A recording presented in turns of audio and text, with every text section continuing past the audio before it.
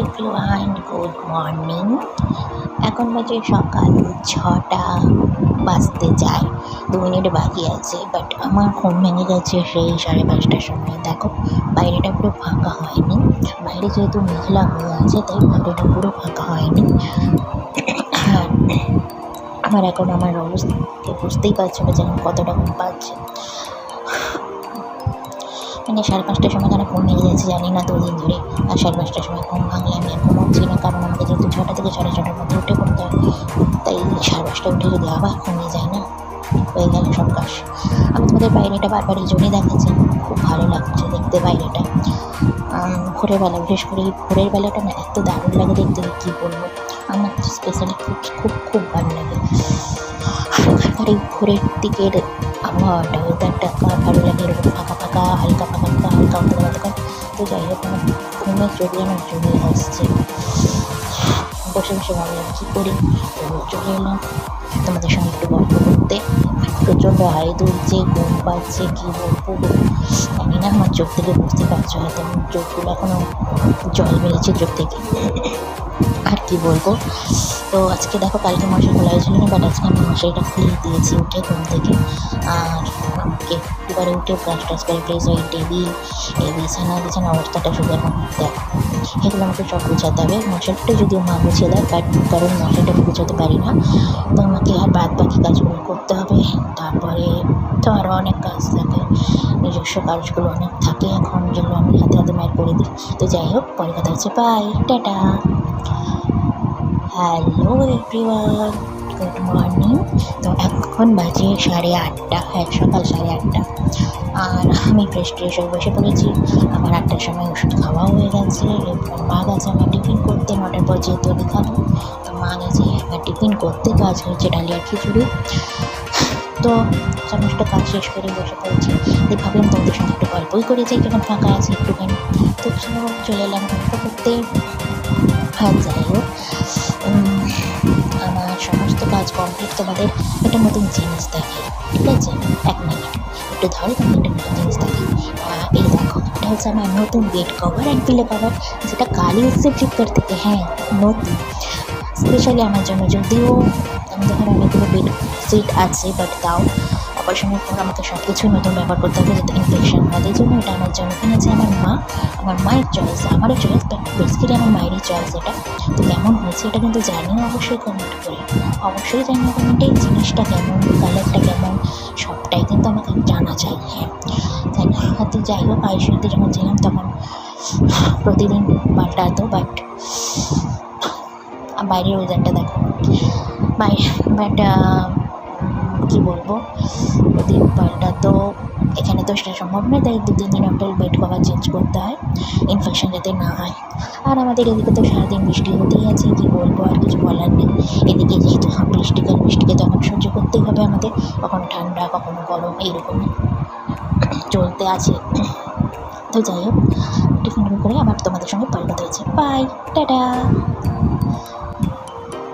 তো hello everyone, তো এখন বাজে দুপুর 1:30, আর আমি আমার লাঞ্চ নিয়ে একটু আগে বসলাম।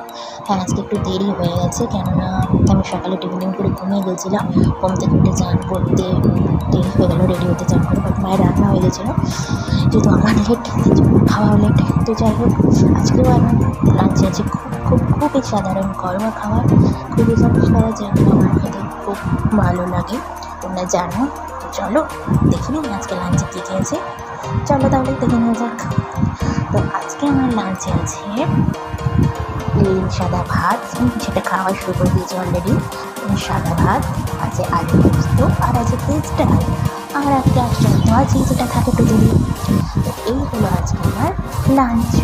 হ্যাঁ, আমাদের ঘরে এরকম সিম্পল খাবারই হয় লাঞ্চে। হ্যাঁ, মাছ মাংস হয়তো, বাট অপারেশনের আগে আমি এখনও মাছ মাংস খাবো, বাট এখন অপারেশনের পর রিসেন্ট খেতে না বলেছেন, 3-4 মাস পর খাওয়া যায়। তাই এখন শুধু সব নিরামিষ নয়, ডিমটা খাবো। তো আমি সিম্পল খাবারই খাই, ওরাও সিম্পল খাবার খায়।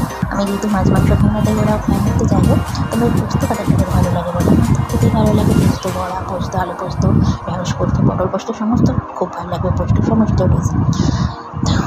আমার শরীরটা ভালো নেই সকাল থেকে, তো মুখটা এরকম দেখছো।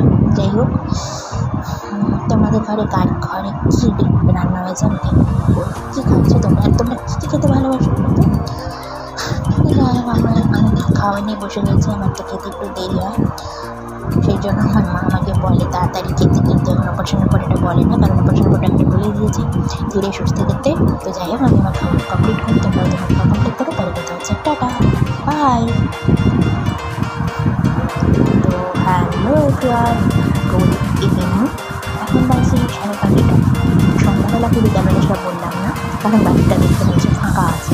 আমাদের এখানে না হচ্ছে পুরো অন্ধকার, না আছে পুরো বেলা। তো কী বলবো, মাঝামাঝি অবস্থা বুঝতে পারছি না, হয়তো একটু ফোনটা তুলে দেখাচ্ছি। দেখো এবার সব বুঝতে পারছি বাইরের অবস্থাটা কীরকম, না পুরো অন্ধকার হচ্ছে আর না পুরো ফাঁকা আছে। তো তাই জন্য আমি তোমাদের দেখালাম। তো যাই হোক, আজকে আমি আমার টিফিনে বসে গেছি। আজকেও টিফিনে কেন কমপ্লেক্স, হ্যাঁ কমপ্লেক্সটা তো চলো রেডি করে নিই। কমপ্লেক্স আমার খাওয়ার টিফিন। তো মা আমাকে ক্লাসে ঘুরতে গেছিলো খাওয়ার জন্য, আমি কিছুটা খেয়েছি আর কিছুটা কমপ্লেক্সের জন্য রেখে দিয়েছি। তো চলো কমপ্লেক্সটা বের করা যাক। এটা আমার মা এখানেই আমাকে কিনে দিয়েছে, যেহেতু ডাক্তার বলেছে এখন সব কিছু খাওয়া যাবে, বাট অল্প অল্প।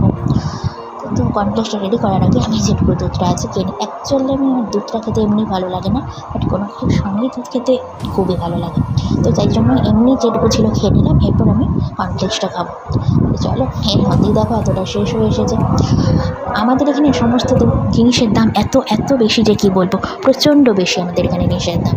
তো কমপ্লেক্সটা ঢেলে নিচ্ছি হঠাৎ করেই, মানে কী বলবো, এত জিনিসের দামটা বেড়েও গেলো। আগেও বাড়া ছিল, বাট হঠাৎ করে বেড়ে গেল। তো বেশি পড়ে গিয়েছিলো বলে আমি একটু কমপ্লেক্স তুলে নিচ্ছি। তোমরা হয়তো ভাবছো দুধের মধ্যে ফেলে দাও কমপ্লেক্স, তুলে রাখবো, নষ্ট হবে না? না, নষ্ট হবে না, কেননা ওটা দুধের মধ্যে ফেলেছিলাম ঠিকই, বাট ওপরে অনেকটা শুকনো ছিল, তো শুকনো থেকে তুলে নিলাম। তো চলো আমি এটাকে রেডি করি আর টেস্ট করে বলি। কেমন, হ্যাঁ জানি যদি তোমাদের মানে তোমরা সবাই জানো টেস্ট কেমন, তবুও আমিও টেস্ট করেছি, আজকেও আমার টেস্ট করো। আমার প্রতিদিন নতুন নতুন লাগেছে খেতে। যাই হোক, দারুণ টেস্ট। তো চলো আমি টিফিন কমপ্লিট পরে কথা হবে, বাই। হ্যালো ফ্রেন্ডস, তো এখন বাজে 8:30 আর আমি তো বসে গেছি একটু দুপুরের পর ঘুমিয়ে গেছিলাম। ঘুম থেকে উঠে তোমাদের সঙ্গে ভিডিও কথা বললাম, ফোন করলাম, ভিডিও করলাম, টিফিন করলাম। তো তারপর আমি আবার রাত্রে 8টার সময়, 8টার আগে যে 7টার সময় খেয়ে 8 ঘন্টা খালি পেটে থাকতে 8টায় উঠে খেতাম। তো 7টার সময় টিফিন করে আমি আবার ঘুমিয়ে গেছিলাম। ঘুমিয়ে গেছিলাম আধ ঘন্টা মতো ঘুমিয়েছি। ঘুম তো প্রচুর পাচ্ছিলো, সকালে অবস্থা থেকে বুঝতে পেরেছো, বাট আমি ঘুমিয়েছি আর 30 মিনিট মতো ভয় ঘুমতে পারি, কারণ ঘুম হবে না রাত্রে আবার যদি বেশিক্ষণ ঘুমাই। তো যাই হোক, আমার শরীরটা সকাল থেকেই ভালো নেই।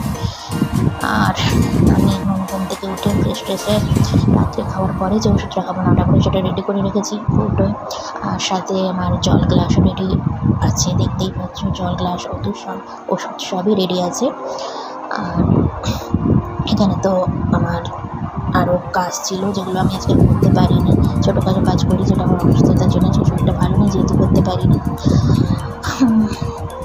কালকে রিপোর্ট তো বলেছি একটু বাড়া আছে। তো যাই হোক, তোমাদের সঙ্গে ডিনারের পর কথা হচ্ছে, বাই, টাটা। তো হ্যালো ফ্রেন্ডস, কী করছো তোমরা সবাই? আমি তো আমার ডিনার হয়ে গেছে, এখন বাজে 10:30। আমার তো ডিনার কমপ্লিট হয়ে গেছে। রুটি খেলাম আর হ্যাঁ ডাল খেলাম, ডাল বাঁধাকপি আলু দিয়ে একটা ডালের মতো করে না, ওটা আমার খুব ভালো লাগে। তো রুটি আর ওটা খেলাম। তো যাই হোক, এখনও বৃষ্টি হয়েই চলেছে, তাই সমস্ত জানলাই বন্ধ, ভালো লাগে না। সব জানলা বন্ধ থাকলে কার ভালো লাগে, তোমরাই বলো। তো যাই হোক, আমার ডিনার কমপ্লিট, ওষুধ খাওয়া কমপ্লিট, ইঞ্জেকশন নেওয়া কমপ্লিট, সবই কমপ্লিট। এবার বিছানাও তো একদম ঠিকঠাকই আছে। বিপি চেক করবো শোয়ার আগে একবার, সেজন্য কাটে আছে, তারপর তো তুলে দিতে হবে, সকাল থেকে কাটে করে তুলতে। যাই হোক, আজকের মতো টাটা, গুড নাইট, পরে কথা হচ্ছে, বাই।